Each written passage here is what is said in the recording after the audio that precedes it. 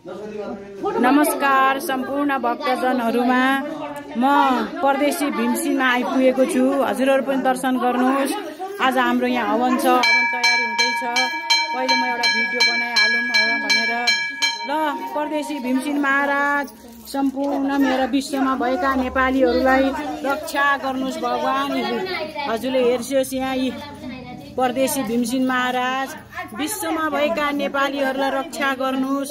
तपाईको उग्र रूप रुद्र रूपमा अब विश्वमा भएका नेपालीहरूलाई रक्षा गर्नुहोस् भीमसिंह महाराज। यो परदेशी भीमसिंह महाराजको यो मन्दिर हो।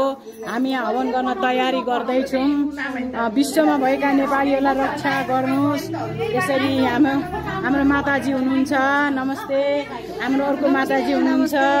धेरै माताजीहरू हुनुहुन्छ। आज अनिता राणाजी हुनुहुन्छ।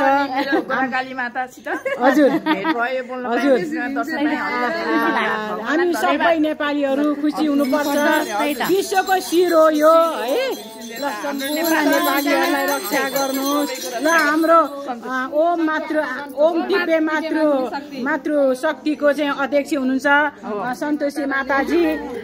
उहाँले चाहिँ अब यो कार्यक्रम गर्नुभएको छ। उहाँलाई मियो त हजुर हो नि त माताजी। मियो न ताते वीरता छ हो। मियो हजुर हो। यस्तो कुरा मलाई थाहा छ नि त माताजी है। ल भीमसिंह महाराज सम्पूर्ण विश्वमा भएका नेपालीहरू आफ्नो कर्म गर्न जानु भएको दिदी बहिनी दाजु भाइहरू सम्पूर्ण नेपालीहरूलाई सुख शान्ति समृद्धि एकदम शुभकामना सहित आज हाम्रो हवन छ। र परदेशी भीमसिंह महाराजले हजुरहरूलाई एकदम रक्षा गरून्। अब यो द्वन्द्व हुँदैछ। अमेरिकामा एकदम सङ्कट आउँदैछ। जापानमा पनि सङ्कट आउँदैछ। अस्ट्रेलियामा सङ्कट आउँदैछ। विश्व त्राइमम छ। एकदम सुरक्षा गर्नु मेरा नेपाली दाजुभाइ दिदी बहिनी। विशेष गरेर हिन्दूमा आस्था गर्ने फेरि इन्डियनहरू पनि हुनुहुन्छ भक्तहरू। फेरि हाम्रो नाम लिन भन्नु होला। चित्त दुख्ला है। सम्पूर्णलाई एकदम सुरक्षा दिनुहुन्छ उहाँहरूले। जहाँ बसे पनि जहाँ रहे पनि विश्वको कुना काप्चामा रहे पनि भगवानलाई सम्झिनुहोस्। भीमसिंह महाराज हुनुहुन्छ। आज हाम्रो यहाँ हवन तयारी छ। सबै भक्तजनहरू आउँदै हुनुहुन्छ है। अब हाम्रो तयारी हुँदैछ। अनि विशेष गरेर यो भिडियो मैले किन लिन खोजेको भने यहाँ मुद्दा मामला परेको पनि केसहरू हुँदो रहेछ। त्यसपछि आएर विदेशमा अलपत्र भएका बस्नुभएका नेपालीहरू पनि यहाँ भीमसिंह महाराजलाई पूजा दिएपछि फर्केर आउनु हुँदो रहेछ। यहाँ धेरै मुद्दा मामला परेका केस परेको। अब केसमा चाहिँ अब छिनोफानो नभएको यहाँ आएर पूजा दिएपछि केसहरू नि एकदम चाँडोभन्दा चाँडो फैसला हुँदो रहेछ। हाम्रो देशमा के छैन। रोग लाग्दा निकुने देवी देवता हुनुहुन्छ। केस पर्दाखेरि पनि सामान्य समस्या समाधान हुने देवी देवता। हाम्रो देश यस्तो, हाम्रो जडीबुटी यस्तो छ। हाम्रो नेपालको जडीबुटीमा पातमा पनि शक्ति छ, भक्ति छ। हाम्रो देशका ढुङ्गा पनि भगवानहरूको बास छ। त्यसैले त जगतजननी माता सीता जन्मिनु भएको।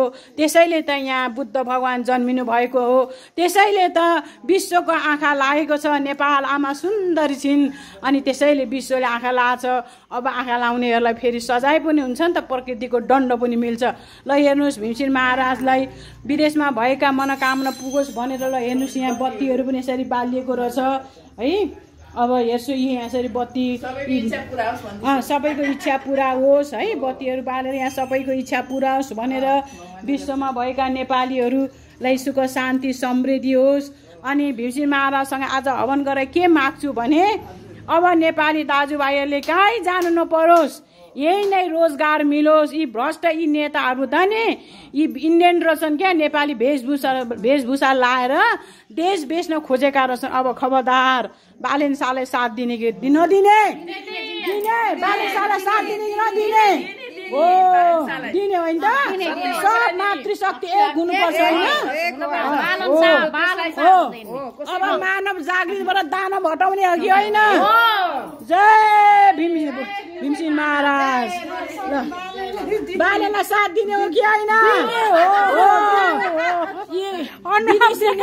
हटाउने हो कि होइन। म त जागेको छु। हमेसा जागेको छु।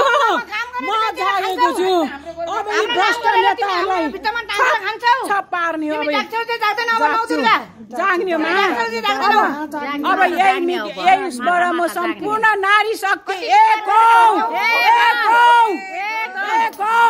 नेपाल आमालाई रक्षा गर्न नारी शक्ति एक हौ आउनुहोस् सबै जुटिनुहोस् आउनुहोस् कोही नेपाल रहेमा हामी रहन्छौँ नेपाल नरहेमा हामी विदेशी हुन्छौँ कसैले घमण्ड नगरौँ जय भीमसेनेश्वर महादेव जय परदेशी भीमसेनेश्वर महादेव राम्रो स्याहार सुसार गर्नुहोस् है हाम्रा यी पुर्खाका इतिहास हुन् हाम्रा शक्ति हुन् हाम्रा धरोधर हुन् जय भीमसेन महाराज शक्ति दिनुहोस् यी भ्रष्ट नेतालाई प्याचाक्क पार्ने शक्ति दिनुहोस् जय परदेशी भीमसेनेश्वर महाराज भन्दै बिदा चाहन्छु जय नेपाल आमा जय गोराखालकी मा बहिनी मेरो अब भिडियो कहिले म खिचिदिन्छु ल भिडियो खिच्ने हो हैन भिडियो हैन फोटो